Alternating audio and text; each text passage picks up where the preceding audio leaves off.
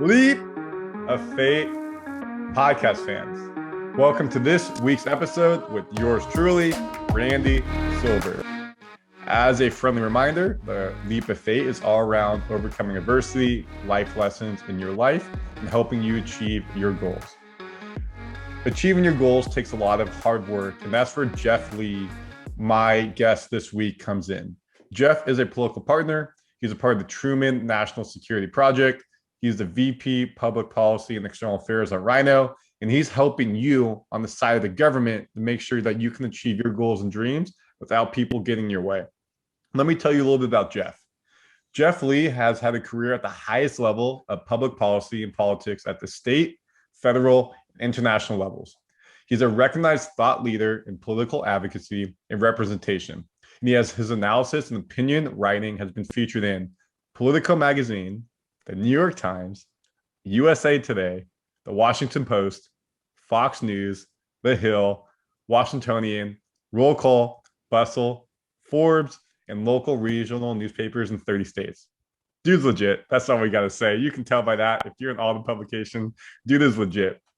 Also, what he's been able to do with in the current climate is the hashtag Stop Asian Hate movement. As you guys can see on the screen, Jeff is Asian. We've seen across the US, especially here in California, we've seen a lot of it, a lot of Asian hate, a lot of Asian violence towards Asian people, and it's not okay on any level. We both grew up in Irvine, which is a very big Asian hub. And so I've been around Asians my whole life. They're amazing people. They're some of the smartest people I know. And it's not okay that they're getting this hate based off their color of their skin, based off their ethnicity, all goes with it. So Jeff is going to talk about everything around government affairs, stopping Asian hate, everything that he's done, all that goes with it. So before we bring Jeff in, I just want to say to my listening audience, thank you guys so much for the feedback every week, especially these past couple episodes. You all have loved everything we talked about, the vulnerability, the transparency, all that goes with it. Again, another tough episode here that we're going to talk about. So let's get into it. Please like, subscribe, wherever you're listening or watching. Jeff, welcome to the podcast. Thanks for having me, Randy. It's great to meet a fellow citizen of Irvine. What a small world. Yeah. And you know what? I also think I forgot to say that I think is very important. Jeff has completed 400-mile running races. Those are also called ultra marathons. He's been qualified for the Boston Marathon. He's been to every major league ballpark, all 50 states, and has been to 85 countries. So dude is a rock star. Jeff, where do you think is a good place to start to give the audience a great overview of where we're going today? Well, I'd say first off, I think one thing is you only live once unless you're Buddhist or Hindu. So we really should make life count. And especially, after this pandemic, I hope that, families and communities and leaders are thinking about what are they going to do with their new lease on life? What are they going to be? What have they been holding off on? What have they been pushing off on? What have they been saying they're going to get to it later? And how are we now going to approach the world with sort of a live for the moment? Because not everybody had the opportunity. 600,000 Americans gone. Yeah, R.I.P. That's almost 3 Irvines. Yeah. Right? So thinking of it that way, and so I think for me certainly, when I've looked at the United States and our life, I mean, so many families had such hardship, and I think what you highlighted, Asian American Pacific Islanders also facing historic, issues, hate, acts of discrimination, the feeling that you're foreign, the feeling that you don't belong here, that you don't deserve to be here, and that you should go back where you come from. And when people tell me, Randy, to go back to where I come from, they don't mean Irvine, California. Yeah. Right. They're looking at me thinking I'm from, the Far East somewhere. And actually, my parents, just as by way of background, are Vietnamese refugees, right? So they were supporting American troops during the Vietnam conflict. And when the Americans left in April of 1975, they got on a 32-foot raft, fled Vietnam with nothing, bounced around to different refugee camps before landing 6 years later in Long Beach, not too far from where you are, in 1981. I was born not too long after. And you learn very quickly in America, you should be happy to be here because it is the place of so much opportunity, but it isn't all roses. That there are issues that you face. And unfortunately, in light of the murder of George Floyd, we still live in an America that is far from perfect, in a place where we still have not had the difficult conversations we really need to, and understand that all of us matter. All of us should have the same standing, and there shouldn't be discrimination based on how we look or how we're perceived. And certainly in the Asian American Pacific Islander space, it's not necessarily what people think of as a group that gets discriminated to. But if you've seen any of the videos, and we were talking, you lived in San Francisco, there are grannies being stabbed on buses. Yeah, there are people that are being beaten up indiscriminately in New York City.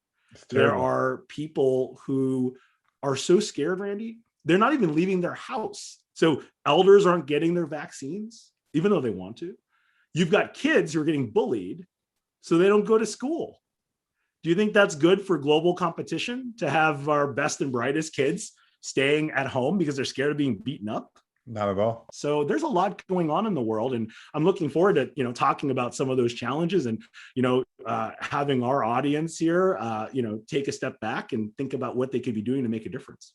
Yeah, and I think that's a good segue. Is you said that your parents came over from Vietnam. We've had other people on, such as Victoria Wick or Noah Runnin, who were immigrants who came over here as well.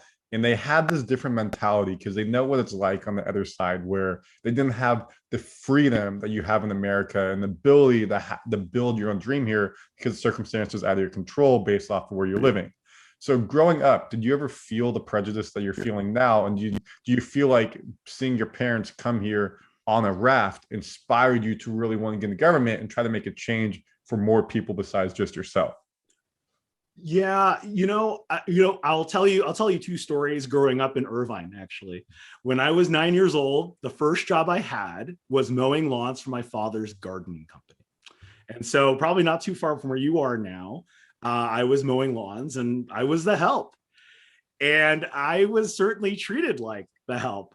At the same time, my parents never complained, Randy, about how much work they did. They worked 18-hour days. I didn't see them very much if I wasn't mowing lawns. I would only hear the engine of the truck start in the morning and stop at night. So 5 a.m. to midnight, generally, something along those lines. Dinner was usually in the oven when we came back from school. And that was it during the week. Didn't see them very much. But that experience, when I asked them, I said, "You work so hard, why do you do that?" And they said, "If America didn't let us in, we'd be dead." And it's true. I mean, we had family, unfortunately, that were imprisoned, and many of them didn't make it out. And much of my family, Randy, we didn't meet until after relations were normalized between the United States and Vietnam in 1994-95. So, I was 13 years old when I first met most of my family, right?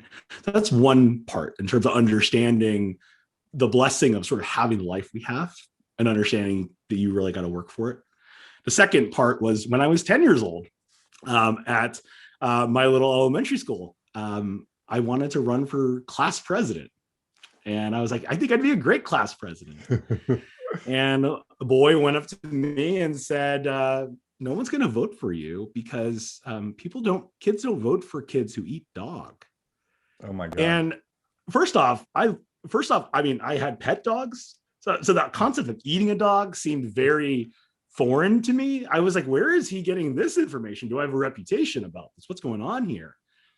And not too long later, during the school day after lunchtime, I come back to my little desk, and there's a hand-drawn picture of me. I think it's me eating a dog. Wow. And I go into the bathroom and I cry a lot. Until a boy shows up in the bathroom. He's like, "Hey, why are you crying? Is it because of your math test?" So I just think about, like, at 9 and 10 years old, you have these experiences. Number one, that not everybody has it easy, that you really have to work for it. But also number two, you are less than most people. And these things that kids say, like, those things aren't just like things that are innate. These are things that are taught. And so discrimination is something that is really deeply wedded into the everyday life. And I just highlighted sort of some of those examples for you to think about, that this Asian hate thing is not a new thing. It's a long-standing thing. And if you look at history, right, you've had Japanese Americans interned during World War II. Do you think, did we intern German and Italian Americans during this time when we were at war with them? No. When the Chinese were here building railroads, right? There were discriminatory laws against their existence. 19th century, right? Building infrastructure that helped really shape America's superiority in the 20th century later. There are Chinese and Japanese Americans and Asian Americans that have been here longer than most European Americans. But somehow we're the foreign ones. And I think that's just sort of something I would highlight to the audience today. Yeah, and talking about that, I grew up like a decade later in Irvine, and the big thing people were saying was like, oh, Asian people have smaller eyes, they're split, there's different hand motions. I just want to make, I'm not trying to be ignorant here, that we're doing. And I was sitting there and as a youngin, and impressions you, as you said, and as you get older, you're just used to doing it, so you don't see it as derogatory, you don't see it as something that hurtful.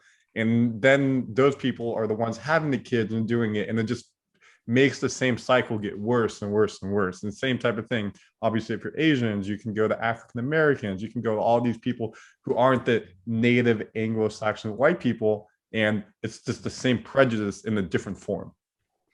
And I would say too that the reason why it's so important right now in our society to acknowledge and have these conversations is because if you don't have these conversations, it'll just keep happening.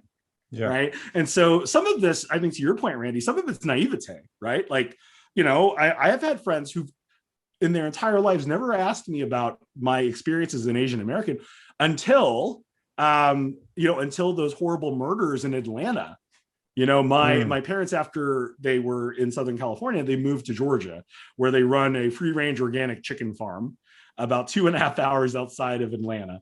My sister goes to school in Atlanta. She has a Southern accent. It's a y'all accent. It's not an Orange County accent. Okay.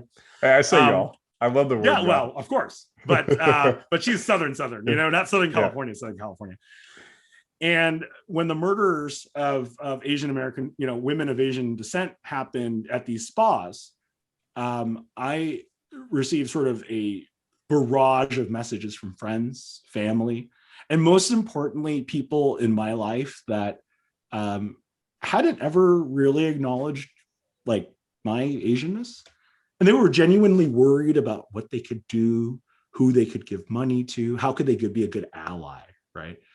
But I think what's also powerful, Randy, and this gets back to like our own personal individual accountability and sort of the acknowledgement that we have a power to do something bigger and more meaningful. A lot of the messages I got were from the most stereotypical Asian Americans I could think of, the ones who only cared about three things, like super apathetic about everything. They only cared about the mortgage, their kids' education, and the career ladder. And it's those Asian American Pacific Islanders who are reaching out to me saying, who can I give money to? Where should I donate my time and be on a board? What should I read? That is an awakening that's very different because, again, we're conditioned to be very quiet, work really, really hard, and then things will be okay. And by virtue of you doing those things, you get to have a place in society. The problem is that place in your society is completely arbitrary, it's conditional, and it could change just like that. So no one is safe from those things. And unfortunately, Asian American Pacific Islanders in particular buy into this model minority lie even more than a lot of other peoples. So there is such an importance to sort of acknowledge, like, we have a power as a group to, try to promote real change, have real conversation, just like the one you and I are having. And hopefully we can move the needle here about having a more equitable country. I love that. And then, you're having those conversations at the government level. You're dealing with people in the government. We know the median age of like a U.S. senator is like mid 60s or something of that nature. So they have these longstanding beliefs. Can you talk about your experience in the government, what you've done, and dealing with the relations of trying to get some legislation passed, or what you're trying to do to make a change for the better? Yeah, let me tell you about 3 experiences I had in government. I'll tell you about 3. Number 1, my time at the State Department. Number 2, my time in the United States Congress. And then number 3, serving as a senior advisor to Governor Jerry Brown in California. So Before you do, just can you, when you do each three, can you just say what each is part of the government, the branch, so people of maybe don't course. understand, they know? Yes, of course. Yeah. So let me tell you about the State Department. And the State Department is the federal government's, department that is focused on the United States relations with other countries around the world, right? Our U.S. foreign policy. And the leader of And that department would be the Secretary of State. So the exactly. Secretary of State Cool. is sort of the chief diplomat for the United States.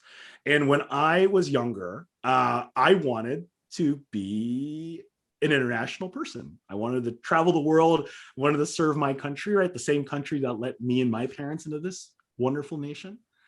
And, when I first started out, Randy, it wasn't through malice, but I got a lot of questions from diplomats asking me, hey, what part of Asia do you work on? Or, hey, how did you get here? Because the reputation of the State Department at the time was that you had to come from an Ivy League school, you had to go to boarding school, you had to have certain types of parents, you had a certain look. And I was not any of that, right? My parents were chicken farmers in Georgia, far from that. And I went to a great public school, but it wasn't some of the Ivy League schools that you hear about. Yeah. And the point about being asked what part of Asia I worked on was, it was implied that I would be dismissed, that it was great to have you here, but you weren't actually going to be serious. And I had that question used as a way of dismissing me often. I ended up working at American embassies overseas in the former Soviet Union, as well as in Eastern Europe. So I worked in both the country of Georgia and Romania. And it was very much that way. There wasn't an expectation that I could be a leader in this space, largely by my background and frankly, who I was. But there's nothing more fascinating than representing the United States.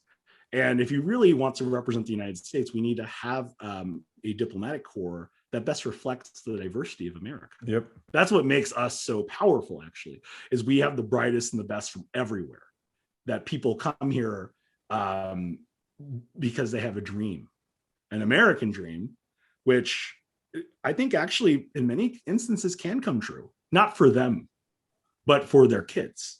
And I am a product of the American dream, my parents' American dream. And I say this, as someone who had the opportunity to work with other countries, they are fascinated by having an electorate, a citizenry that can come from so many places and still function. Many of these countries in the world, it's pretty homogenous.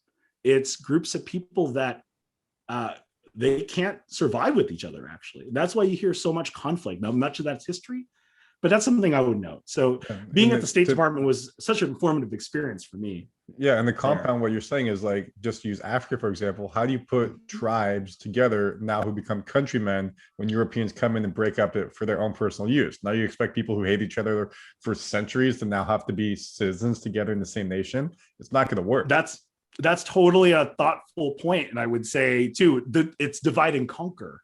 Yeah. And that strategy is also used in the United States with groups, right? So this is an old school strategy with the same results that you'd expect.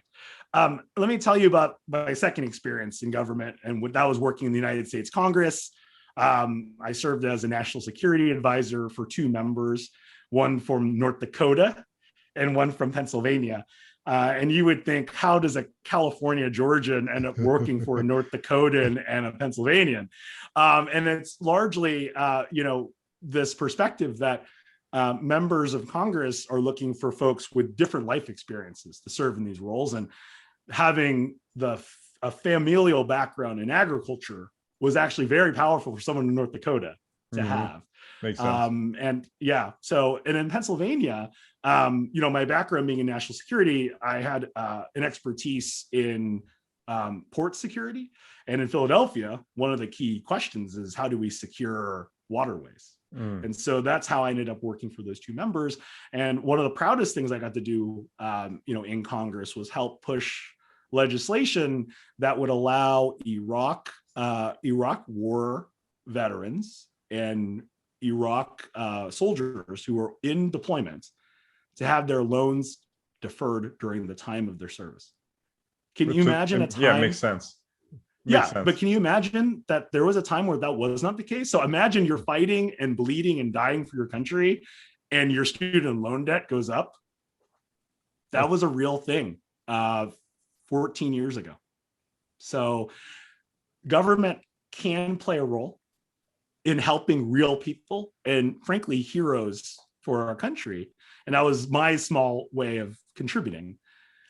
The third government Can I ask you a question on the second one before you move on? Course. So what did it take to get that legislation passed? Obviously, you're probably interacting with other advisors, other people, Congress. What's the process to get that through? I think that's really interesting for us to hear the work that goes into it.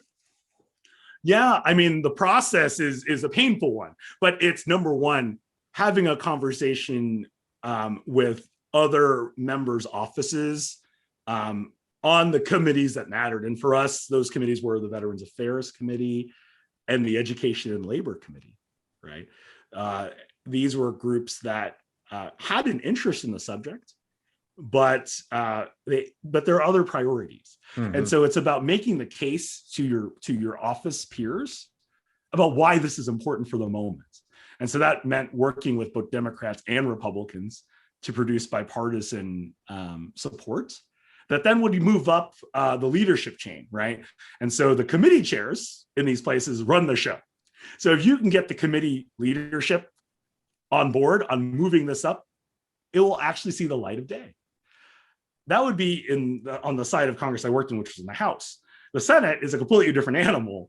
But as you can build relationships, again, at the time I worked for a Pennsylvania member, we were able to work with the Pennsylvania senators to help push this, right? So, and to have it in a bipartisan manner allowed for George W. Bush to end up signing it. Remember, this was a divided government at the time. So you had Democrats in control of Congress and you had Republicans controlling the White House. And so the blessing of divided government is it forces everybody to have to give a little to get a little. Yeah. And in that political time, you could do that still.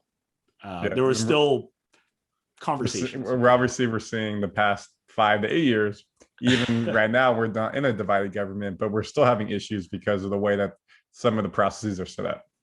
Yeah. And I would say, unfortunately, our elected officials are focused so much more on the bite-sized media hit rather than the substance of the work. Because the real substance is actually how you help real people.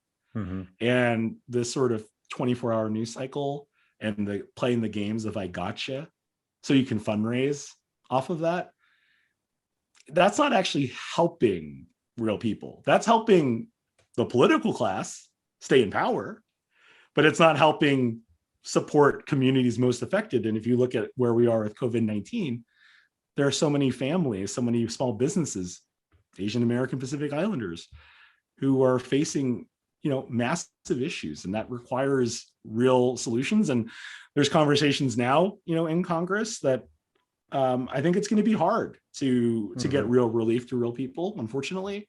But for some, there's really genuine people who want to make a difference.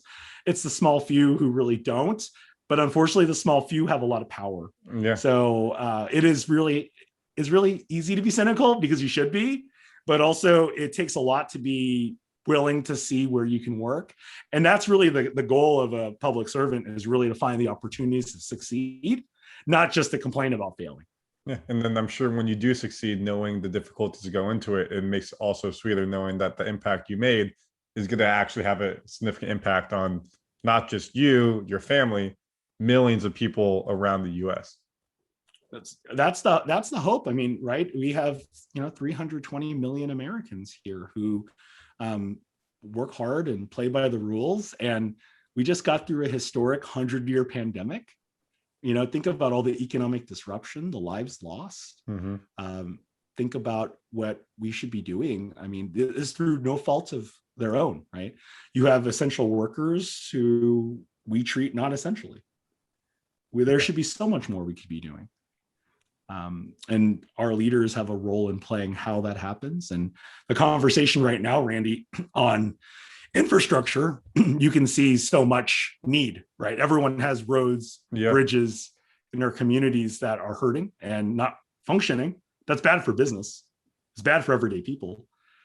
But also we have these issues, bigger issues too, related to climate change, related to our national security in the world, related to how we compete in the global economy in a time where the rules are changing and there's a lot of power and money and resources to certain companies. It's a very complex time, and those don't have easy solutions, but I would expect our leaders to at least be thoughtful in trying to learn how they could solve some of these issues. Yeah, I think that's a great point. And we're seeing, if you don't solve those issues, it was maybe 10 years ago that bridge in Minnesota collapsed and 70 people died, and something that, it's not easy fixable, but if the legislation's passed, the money's there that the taxes are paying for, you're able to fix that problem before it gets to the point where you lose lives over it. Unfortunately, that's true. And especially when you think about how the American public have high support for these initiatives. But in some political circles, they view getting something to the president's desk as a loss for them. Yeah. And rather than actually a win for everybody, which is what I think what compromise is, right? The best advice I got when I worked for Governor Brown of California. Yeah, so good segue. Now you can talk about the third part of it. He told me, Governor Brown told me when I worked for him in Sacramento, he told me, the best compromise is the compromise that nobody wants, but everybody takes. That is compromise. And unfortunately, in Washington, it's very hard right now to have that conversation. In California, it's a little different. And I'll tell you about the experience. I worked for Governor Brown for 5 years. I was able to lead some of his external relations work. So that's basically sit down with all the groups that are upset at you, right? And also the international work. So I don't know how many people know this, but California has a ton of international presence. Fifth biggest economy in the world. Yeah. I mean, it's a huge economy. We're just behind Germany in terms of GDP. And we also have consulates in San Francisco and Los Angeles, like you would do in New York or DC. So there's a huge presence. But think about the global trade, right? California has trade linkages in agriculture, in manufacturing, in education exchange, Hollywood, tech. All those things are key drivers to not just how our country runs, but how the world works. And California's biggest trade relationships, China, Canada, Japan, Mexico, all big players in how the state grows. California has almost 40 million people, but I think the big thing about the state is that it's essentially a country. And so when policy making happens in California, it has an effect in the world, whether that's comprehensive privacy legislation. That didn't come from Washington. Privacy that you see digitally comes from California and from Brussels, actually, right? So these discussions on consumer protection, real things do happen at the state level, right? I think some commentaries will say it's the playground for experimentation, right? The laboratories of democracy. I've heard that. And in Sacramento, it really is the case. Now, it's a very different political environment in California, right? It's a bluer state. It's more progressive leaning. But actually, if you think about how much business interest there are or how much interest there are in public safety in the state, actually on many of the issues, it can get very complicated. Just because you have numbers of a certain party doesn't mean everyone agrees. That's part of the point of having, unfortunately, a two-party system, is these parties have big tents, big circus tents, and there's different lions, tigers, and bears in the tent. And not everybody wants to play. And so my role for the governor was to help him build relationships and coalitions to forge real compromise, like we talked about, right? I'll give you an example. Was this during the first term of Brown or the second term? So this was during the end of the first term through his second term. Got it. So this was from 2014 to 2019, which, just to tell you, Randy, working 5 years in a political appointed role is those are dog years. That's a long time. That's a long time. If you worked in government in these jobs for 2 years, that's a win. I'm not talking civil service jobs. Those are a little different. I'm talking the jobs where you're managing budgets and overseeing people, and your issues are in the newspaper daily, right? I had cabinet departments, right? I had Department of Agriculture. I had economic, business issues. I responded to all the disasters, fires, floods, cybersecurity attacks, droughts, mass shootings, all the emergency services. That agency and department I had to oversee. Yeah, and one of those could just be someone's job, and doing all those together is mind-blowing. Yeah, I mean, it's shocking. It is surprising how few people do these roles. It's largely, so that you can have more efficiency, but it also means there's more stress and burden on the individual who's making a decision. So I was really proud of the work I got to do in California, because again, what happens in California has an effect in other states, not just blue states, but also red states, right? So let's say California does something, the blue states go, oh, that's really interesting. The red states then say, oh, we want to do the opposite.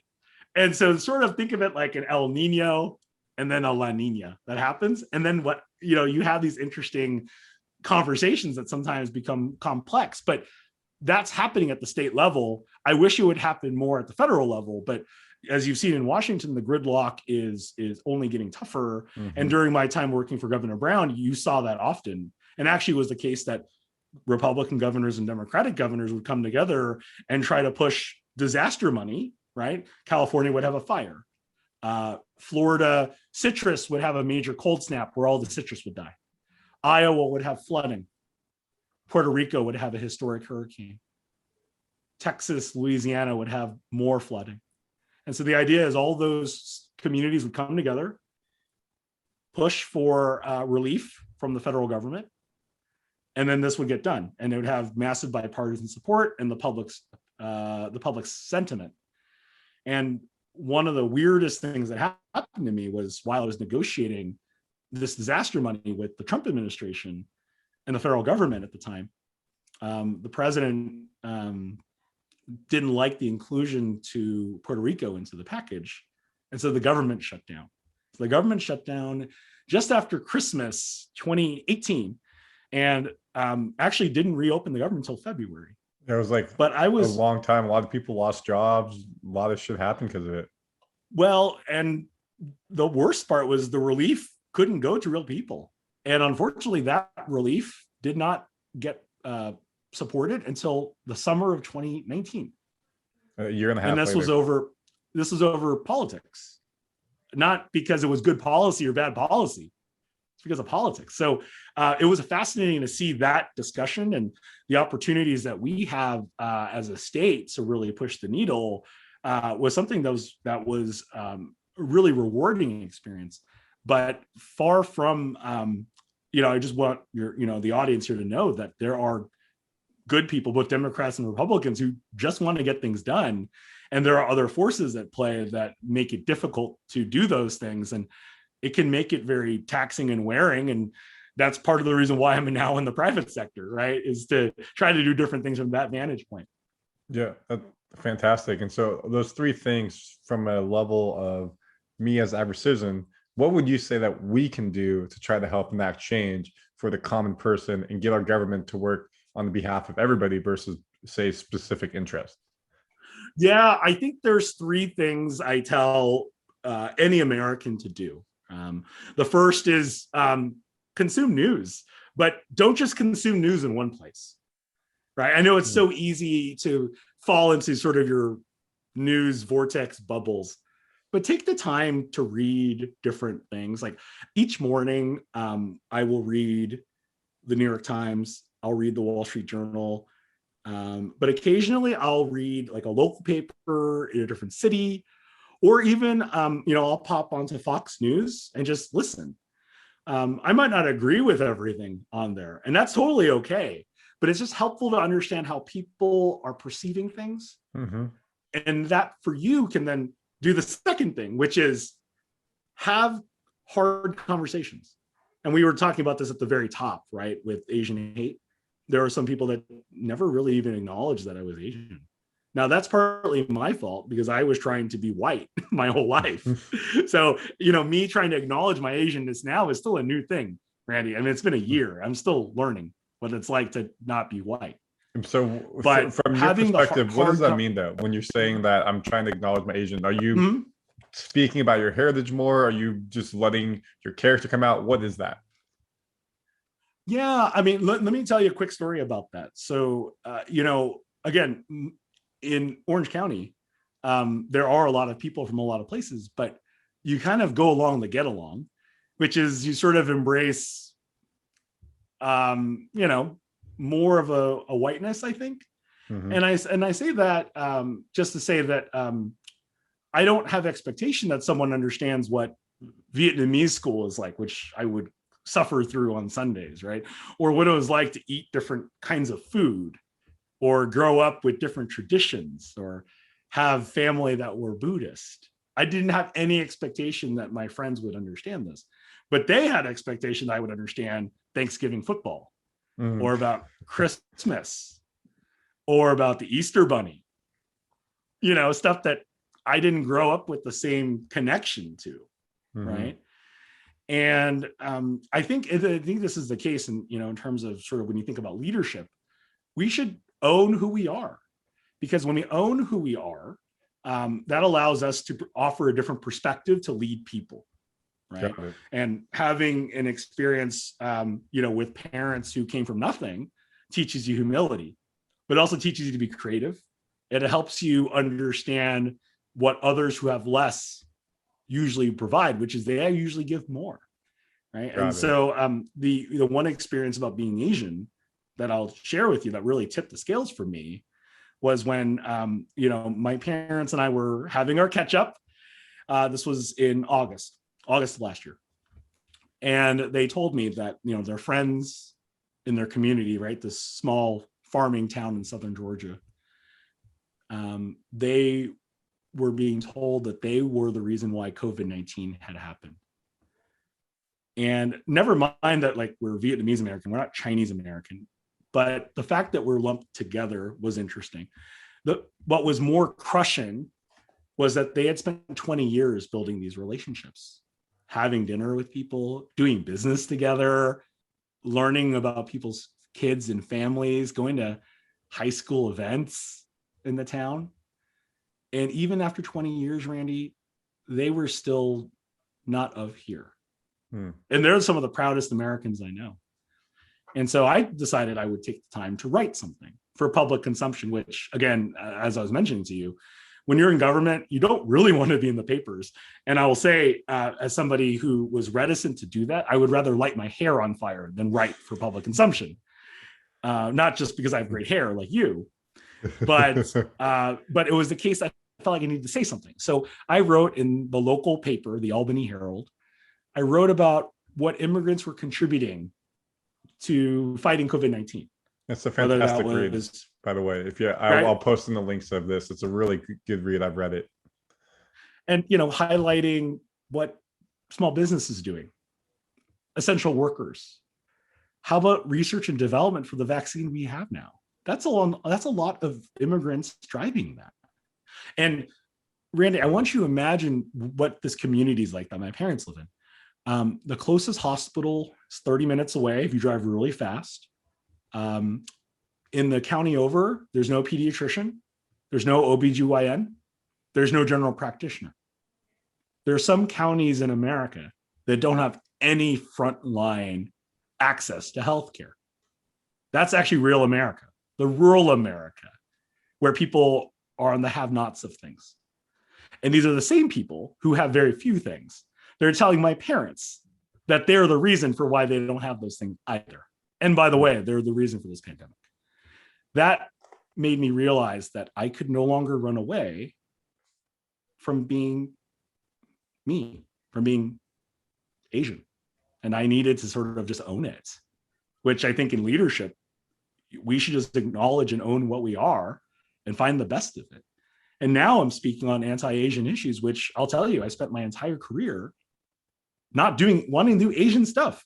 So when I worked at the State Department, I focused on Africa. When I went to embassies in Europe, largely to not be lumped into those issues. When I worked in Sacramento, when I was in the governor's office, I tried to meet with everybody. And I'll be honest, didn't make as much of an effort to reach out to other Asians, largely because I felt like if I was reaching out to Asians, I would just be dismissed. And that was something I'm a little ashamed of, but also now recognizing my deficiencies, I'm now embracing it much more. And that's why I'm involved in talking about Asian hate from, with real solutions. And you see that in some of the things I talk about. I try to be substantive. And to the point of substance, to your original question, which I apologize. After you have those difficult conversations, which, by the way, think of it like Thanksgiving with your uncle. That's a conversation everyone needs to have. Having a conversation with strangers is easy. Having a conversation with someone in your family that you love but don't agree with is way harder. So after you read the news a little more, or try to educate yourself in different ways, and after you have conversations with people you care about that you don't agree with, the third thing, folks should do is donate your time and energy, right? I mean, I think you and I are fortunate to have lives that we, have had successful careers. We should give back. So there's a mentorship and a sponsorship piece, right? So you can either, join a nonprofit organization and give back to that. Whatever I don't care what your issue is, give back to something, because again, you only live once, so you should make it count. But also on the micro level, like on your personal life, think about all the people in your life that have younger people than you and me coming up. They have no idea about things. Learning to give advice and be a mentor, and most importantly, be a sponsor, saying to actively vouch for somebody.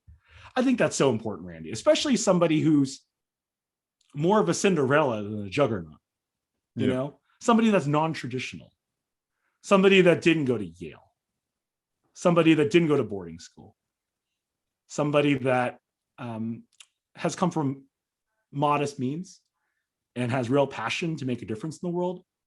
But if they just have someone like you or someone like me believe in them, to allow them to believe in themselves, then I think we can really move the needle, not just in terms of our communities, but also in our politics.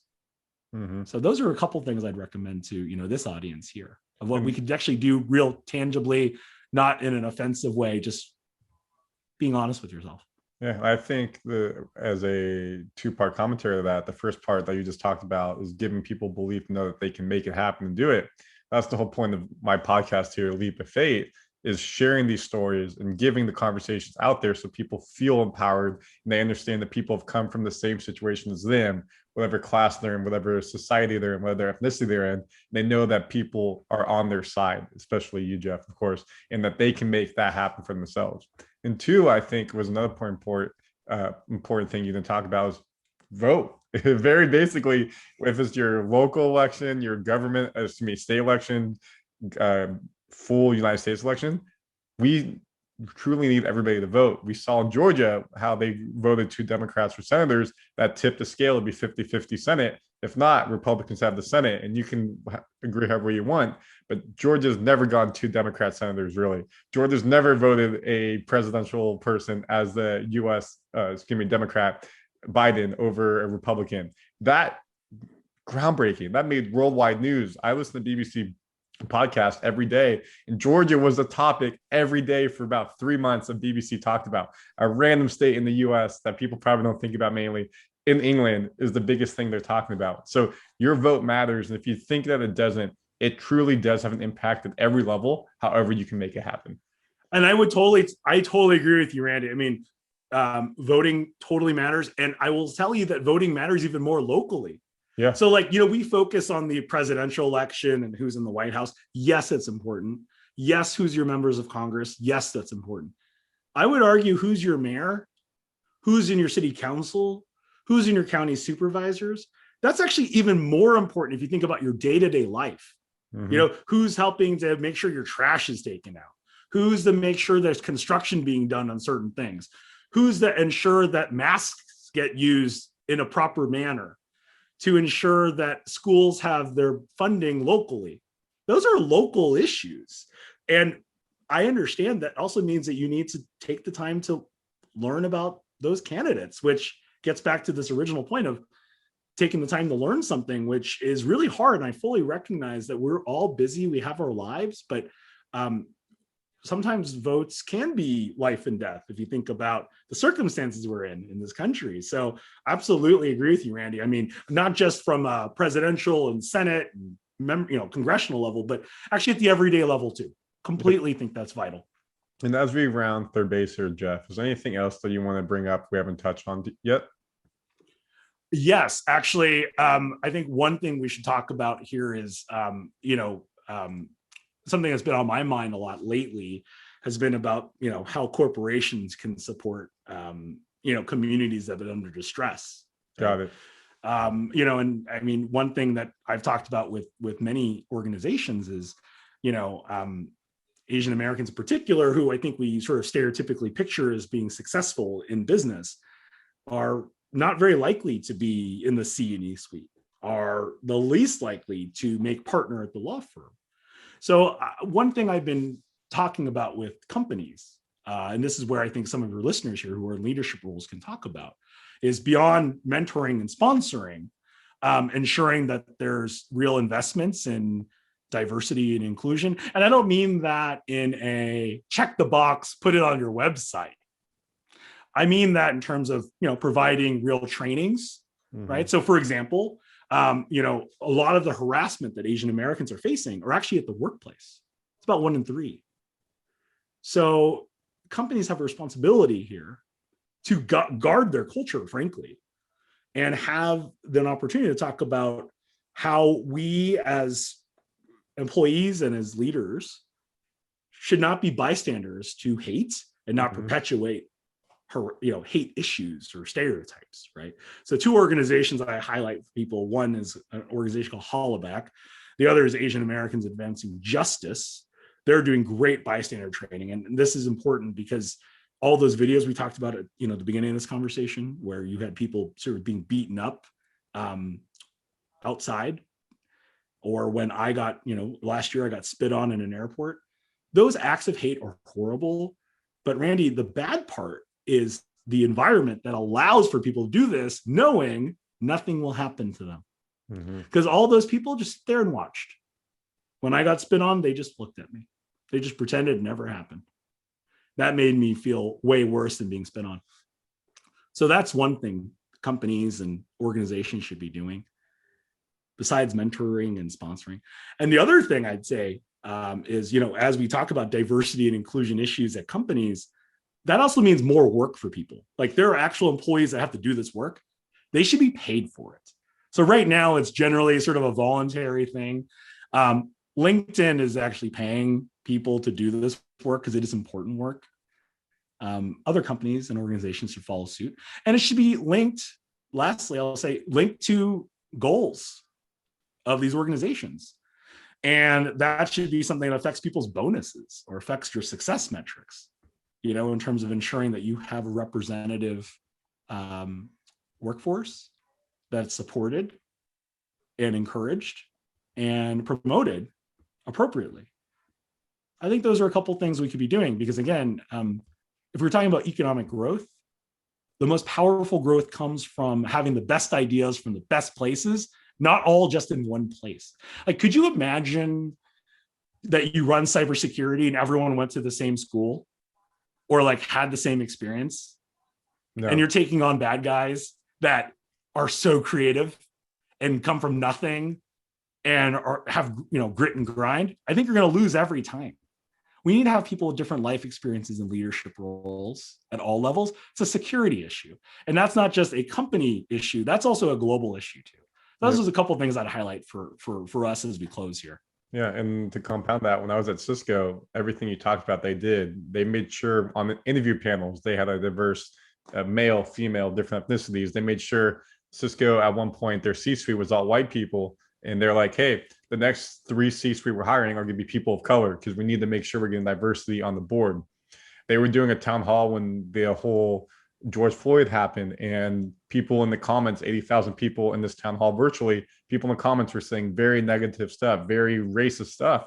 Those people got fired from the company. Other companies may have let that slide as just a random comment, but no, Cisco made news for firing their employees for not being tolerant towards other employees. So there are companies out there, which is good. But as you said, we need to get not just a couple big names out there. We need to get all the companies out there to promote it, to make sure that we're fostering the right dialogue, fostering the right emotions that come with it.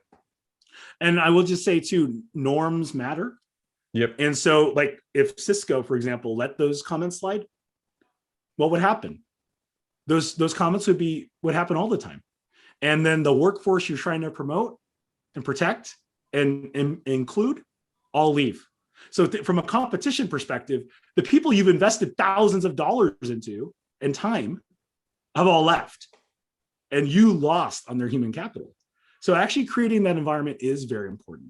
Otherwise, you're going to just be training people over and over again to stay with you for a year and leave when they realize it's not a great environment they want to be part of. That doesn't sound like it's good business, right? Yeah, and I'll take that to super macro level. We talked about this in other podcast, is when you have the president of the United States on national television saying Kung flu virus or saying anti-Asian hate, and across different avenues of different ethnicities, religions, different skin tones, people, as you said, in rural Georgia, where your parents live, they're going to see their president saying that and think it's okay when it's not. So it really goes on all levels. I'll leave you with one last thing. In terms of what words matter and actions matter. When I wrote that piece, in my parents' local paper, the Albany Herald, one of the most interesting things happened, the most unexpected thing, which was after the piece came out, the neighbors went to apologize to my parents.